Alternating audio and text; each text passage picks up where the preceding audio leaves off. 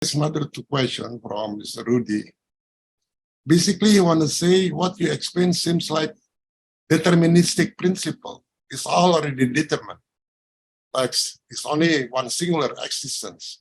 So where is the position of the free will then and our desire? It is our desire and free will also already destined or deterministic by the singular self-existence. So what we call free will actually is not our free will, but it's come from the singular existence.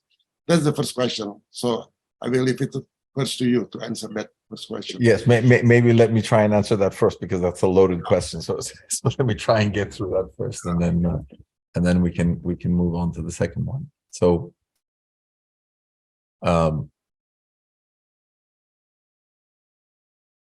I think when you look at just how the human brain functions and all the things that we talked about before. Right? Yeah. So if we start with that singular cell where the sperm has met the egg, and there's that singular cell that has formed.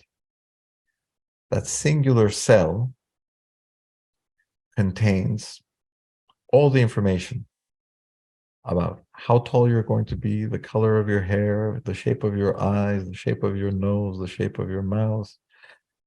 That singular cell has all the information of when it splits into two, what is going to occur, because some of those cells are eventually going to form your heart, your liver, your brain, your ears, your toes.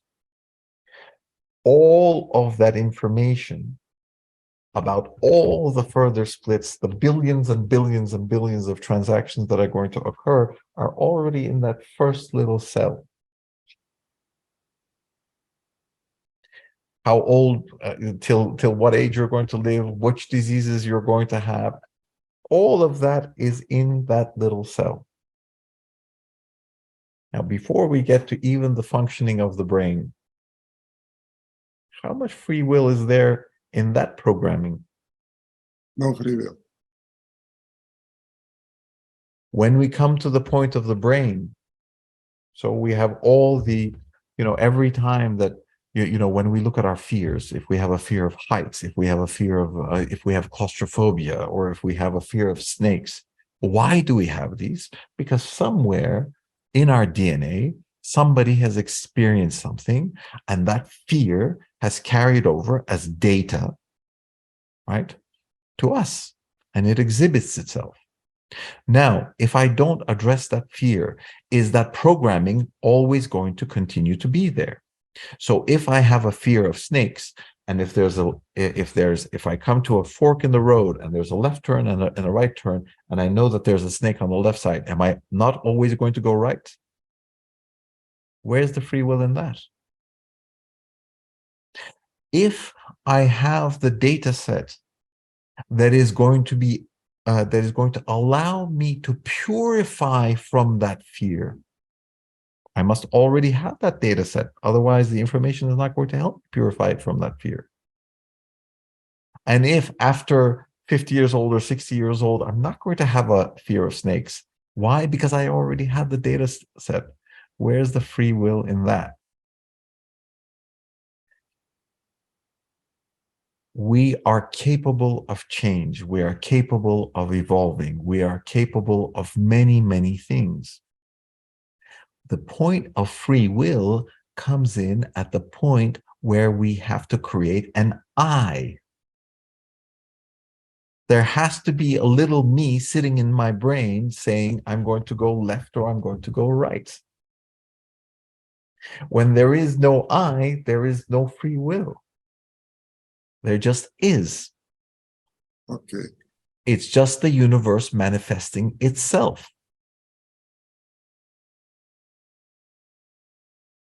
Sorry, we have some background noise. So the concept, although seems restrictive, is actually magnificent, because it allows us to observe ourselves in act. It allows us to observe our own actions in bewilderment. it allows us to observe the Creator in our own actions. Yeah. Okay. I hope this Yeah, answers. I think the second question already answered by the first explanation. So, but I wanted to continue a little bit more. So let's say this singular existence is already exists, right? It exists, it's not created. So what is the purpose to create us and have new experience through us? So if I say that singular existence is God the existential, can I also say that through us, this singular existence have his own process of evolution and become God the experiential? Because the God existential have no experiential. So actually, through us together, we are co-creator, he become God the experiential. What is the Sufism point of view of this? Well, from the point of Sufism, the reason we exist is for Allah to observe himself. That it is creation observing creation through itself. And what's the goal for that? Allah observing his creation. Now you are reaching beyond my capabilities. Oh, okay. There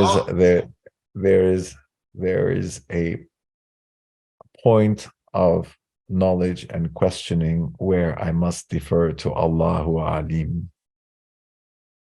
Very good. Otherwise, it will only be speculation.